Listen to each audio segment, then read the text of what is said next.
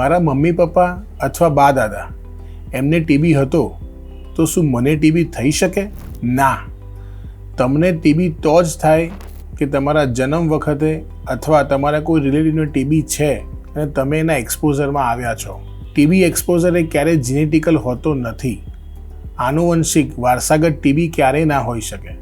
Mummy પપ્પાને TB હતો અને તમારો જન્મ થયો એ વખતે જો તમને એક્સપોઝર થયો હોય તો તમને ટીબી થવાના ચાન્સીસ હોઈ શકે.